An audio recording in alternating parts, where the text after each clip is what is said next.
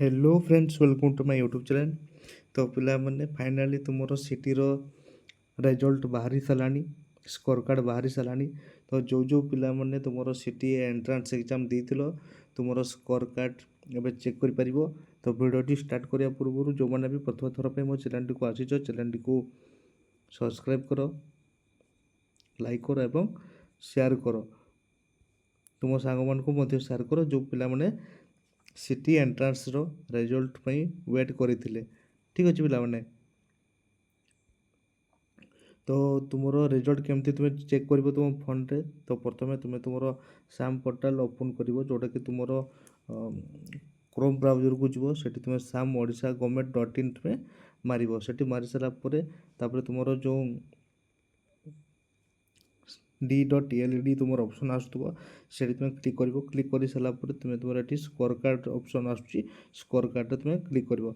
Score card रे open कर सारा परे एठी पिला माने तुम देखि परथो पिला माने तुमरो स्कोर कार्ड अवेलेबल नाउ लेखा आसुची।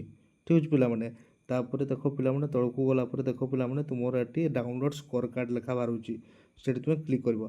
ताको क्लिक कर साला परे देखो पिला माने तुमरो एठी रोल नंबर तुमको देबाको पड़िबो। ठीक अछि। तुमरो जो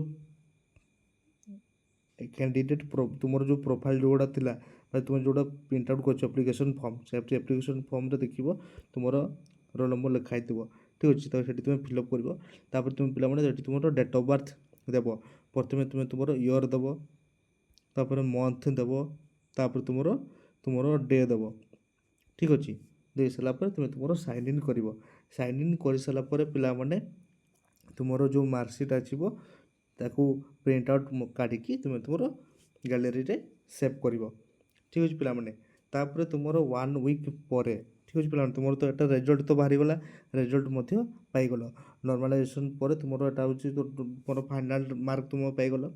आ जो पिला माने भलो मार्क रखिचो तो आशा करबी समस्त जेमती तुमरो मेरिट लिस्ट भलो मार्क जो मानकर रहितबो समान जेमती आशा करबी तुमरो गवर्नमेंट कॉलेज रे जेमती जे कोनोसी गवर्नमेंट कॉलेज रे हो तुम तुमरो एडमिशन जेमती हे जाओ।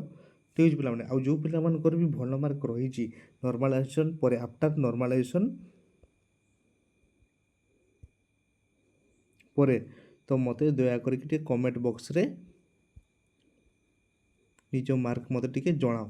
ठीक अछि। मार्क जणेले कोन हेबो ना जो जो पिला मानकर एससी एसटी कैटेगरी आउ एससी बीसी कैटेगरी ठीक अछि पिला माने एससी एसटी जनरल कैटेगरी समस्तंकर मार्क मु देखि साला परे गोटे मु नेक्स्ट वीडियो गोटे बनेबी। ठीक अछि। नेक्स्ट वीडियो बनेले कोन हेबो माने जोटा कि तुमरो जो मार्क तुम रखितबो से मार्क को मु चेक करिकी देखि गोटे कट मार्क मु बनेबी। तो एक्सपेक्टेड गोटे कट मार्क जोटा तुमर आसीबो समस्तंकर से हिसाब रे जे गोटे सेफ स्कोर तुमरो रहिबो जे तुमरो तुमे भाबुतो जे हमर हेबो न हबो फास्ट मेरिट लिस्ट मो ना आसीबो न आसीबो तुमरो प्रथम तो फास्ट उठे 1 वीक भीतर मेरिट लिस्ट आसीबो। मेरिट लिस्ट कोन रहबो कोन पिला माने तुमरो जेतकी पिला एग्जाम देथिबे। ठीक अछि पिला माने जेतकी पिला टोटल एग्जाम देथिबे सबु पिला मानकर गोटे पीडीएफ गोटे आसीबो। ठीक अछि। सेठी सबु पिला मानकर तुमरो जो टोटल पिला कते थिले 78809 जनकर टोटल ना पूरा आसीबो। टोटल मेरिट लिस्ट आसीबो। ठीक अछि।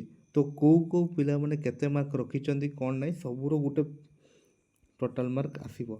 ठीक अछि। जेटा कि तुमर मेरिट लिस्ट पूरा टोटलटा तुमर हिस्ट्री आसीबो। तापर ताकू एनालाइज करिकी तापर तुमर गोटे कट मार्क बाहरिबो। एससी एसटी कैटेगरी रो तुमर गोटे एनालाइज गोटे माने कैटेगरी रो तुमरो माने गोटे कट मार्क तुमर आसीबो। ठीक अछि। तो मते तुमरो जदि मार्क मते जदि कमेंट बॉक्स रे जदि मते जणेबो ताले मु तार गोटे नेक्स्ट वीडियो रे मु अपलोड करिवि। तो आशा करूची मो वीडियोटी समस्त को भल लगुव। तो पुणी थे मुझे कही रखुच्छी जो जो पिला माने प्रथम थर पर मो चैनल टी प्रथम थर आसो मो चैनल टी शेयर कर। जो पिला माने तुमरो माने सिटी एंट्रांस देइचंती ठीक अच्छे सिटी एंट्रांस देइचंती से को शेयर कर। आ चैनल को सब्सक्राइब कर। सब्सक्राइब करा को भूलिबो नहीं।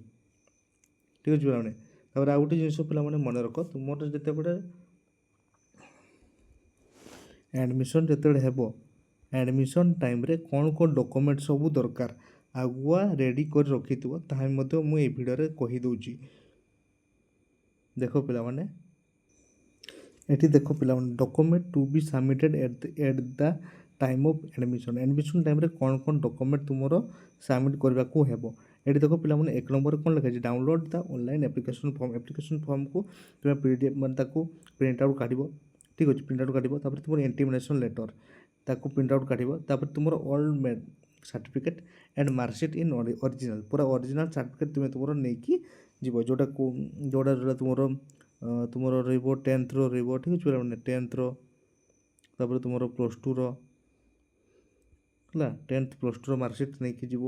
ତାପରେ ତୁମର ପିଲାମାନେ ମନେ ରଖ ପିଲାମାନେ, ତୁମର ଯେଉଁ certificate of headmaster school and effect, ଯେଉଁଟାକି ତୁମର ଏଟା ହେଉଛି ତୁମର ଯେଉଁ ପିଲାମାନଙ୍କର ଓଡ଼ିଆ ସାର୍ଟିଫିକେଟ୍ ଥିବ, ମାନେ ଓଡ଼ିଆ ମାନେ ଯେଉଁଟା +2ରେ ତୁମେ ଓଡ଼ିଆରେ ଥିବ ନା, ତୁମର ଓଡ଼ିଆ ଥିବ, ତା'ର ତ ତୁମ ସେଇ +2 ସାର୍ଟିଫିକେଟ୍ ଦେଲେ ବି ଚଳିବ। ଆଉ ଯେଉଁ ପିଲାମାନଙ୍କର ଓଡ଼ିଆ ନଥିବ, MIL ସବଜେକ୍ଟ ନଥିବ, ତଥାପି ବି ତୁମର ସେଇ CBSE ପିଲାମାନଙ୍କ କଥା କୁହାହେଉଛି ଏଠି, CBSE ପିଲାମାନଙ୍କୁ ତୁମର ସେଠି ତାହା ମଧ୍ୟ ତୁମେ ମେଟ୍ରିକ୍ର ମଧ୍ୟ ତୁମେ ଦେଖାଇ ପାରିବ, ଠିକ୍ ଅଛି ପିଲାମାନେ।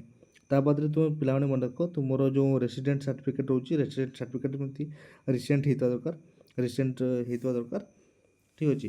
ତାପରେ ମନେ ରଖ, ତୁମର ଯେଉଁ କାଷ୍ଟ ସାର୍ଟିଫିକେଟ୍ ରହୁଛି, SC ST ଆଉ SBC ପିଲା, ତୁମର caste certificate, recent caste certificate ନିହାତି ଜରୁରୀ, ଠିକ୍ ଅଛି ପିଲାମାନେ। 1 ବର୍ଷ ତଳର ଟୋଟାଲି ଏକ୍ସେପ୍ଟେବୁଲ୍ ହେବ ନାହିଁ। ତାପରେ ପିଲାମାନେ ମନେ ରଖ, ତୁମର ଯେଉଁ OBC ସାର୍ଟିଫିକେଟ୍ ଯଦି ଯେଉଁ ପିଲାମାନଙ୍କର ଯଦି ଦେଇଥିବେ, OBC ସାର୍ଟିଫିକେଟ୍ ଯଦି ଦେଇଥିବ, ତାହେଲେ ତୁମର ଭେରିଫାଇ ଦରକାର ନାହିଁ। ମାନେ OBC ସାର୍ଟିଫିକେଟ୍ ଯଦି ତୁମେ ଦେଇଥିବ, ତାହେଲେ ତୁମର ସେଠି କାଷ୍ଟ ସାର୍ଟିଫିକେଟ୍ ଟୋଟାଲ୍ ଦରକାର ନାହିଁ, ଠିକ୍ ଅଛି। କେବଳ SC ST ଆଉ SBC ପିଲାମାନଙ୍କର କାଷ୍ଟ ସାର୍ଟିଫିକେଟ୍ ହିଁ କେବଳ ଭେରିଫାଇ ହେବ। ଆଉ ଜେନେରାଲ୍ ପିଲାମାନେ ଯେଉଁମାନେ ଆପ୍ଲାଏ କରିଥିବେ, ତ ଜେନେରାଲ୍ ପିଲାମାନଙ୍କ ପାଇଁ ଯେଉଁ କାଟେଗୋରୀ ଯଦି ଦେଇଥିବେ, ତାଙ୍କ ପାଇଁ କାଷ୍ଟ ସାର୍ଟିଫିକେଟ୍ ଜରୁରୀ ନୁହଁ, ତ ଦରକାର ନାହିଁ, ଠିକ୍ ଅଛି ପିଲାମାନେ। ତ ତାପରେ ମନେ ରଖ ପିଲାମାନେ, ତାପରେ ତୁମର ଯେଉଁ ଆଡ଼ମିସନ୍ ଫି ଯେଉଁଟା ରହିବ, ଆଡ଼ମିସନ୍ ଟାଇମ୍ରେ ତୁମର 2800 ଟଙ୍କା ରହୁଛି, 2800 ଟଙ୍କା ତୁମେ କ୍ୟାସ୍ ଦେବ, ଠିକ୍ ଅଛି। ତାପରେ ଦେଖ ପିଲାମାନେ, ଯେଉଁ ତୁମର ଥମ୍ପସନ୍ ଓମେନ୍ସ ଟ୍ରେନିଂ ସ୍କୁଲ୍ ଯେଉଁଟା ରହୁଛି, ତା'ର 18,512 ଟଙ୍କା ରହୁଛି ଆଡ଼ମିସନ୍ ଫି, ଠିକ୍ ଅଛି। ତାପରେ ଦେଖ ପିଲାମାନେ, ତୁମର ଯେଉଁ ଅରିଜିନାଲ୍ CLC ରହୁଛି, ତାହା ମଧ୍ୟ ତୁମେ ଦେବ, ଅରିଜିନାଲ୍ CLC। ତାପରେ ତୁମର କଣ୍ଡକ୍ଟ ସାର୍ଟିଫିକେଟ୍ ଅରିଜିନାଲ୍ ତାକୁ ଦେବ। ତା'ର ପାସପୋର୍ଟ ସାଇଜ୍ ଫଟୋ 2ଟା ରଖିଥିବ, ଠିକ୍ ଅଛି ପିଲାମାନେ। ତ ଆଉ କିଛି ଯଦି କିଛି ବି ଯଦି ଡାଉଟ୍ ଯଦି ରହିଥିବ, ତାହେଲେ ମୋତେ କମେଣ୍ଟ ସେକ୍ସନ୍ରେ ମୋତେ କହିବ। ତ ତା'ର ଯାହା ବି କିଛି ତୁମର କମେଣ୍ଟ ମୋତେ ଜଣାଇବ, ସେଇ କମେଣ୍ଟରେ ମୁଁ ତୁମର ଡାଉଟ୍କୁ କ୍ଲିୟର୍ କରିବା ପାଇଁ ଚେଷ୍ଟା କରିବି କମେଣ୍ଟ ମାଧ୍ୟମରେ। ଆଉ ଯାହା ବି ଡାଉଟ୍ ଯଦି ରହୁଛି, ତାହେଲେ ତୁମେ PDFଟାକୁ ବି ମୋତେ ଦେଖିପାରିବ। ତୁମର ସାମ୍ ପୋର୍ଟାଲରେ PDF ଅଛି, ତାକୁ ମଧ୍ୟ ତୁମେ ଡାଉନଲୋଡ଼୍ କରିକି ଦେଖିପାରିବ। ନହେଲେ ମୁଁ PDFଟାକୁ ମୋ ଡେସ୍କ୍ରିପ୍ସନ୍ରେ ଲିଙ୍କ୍ ଦେଇଦେଇଥିବି, ତାକୁ ତୁମେ ଯାଇକି ଡାଉନଲୋଡ଼୍ କରିକି ମଧ୍ୟ ଦେଖିପାରିବ। ତ ଆଶା କରୁଛି ଭିଡ଼ିଓଟି ସମସ୍ତଙ୍କୁ ଭଲ ଲାଗୁଥିବ। ଜୟ ଜଗନ୍ନାଥ।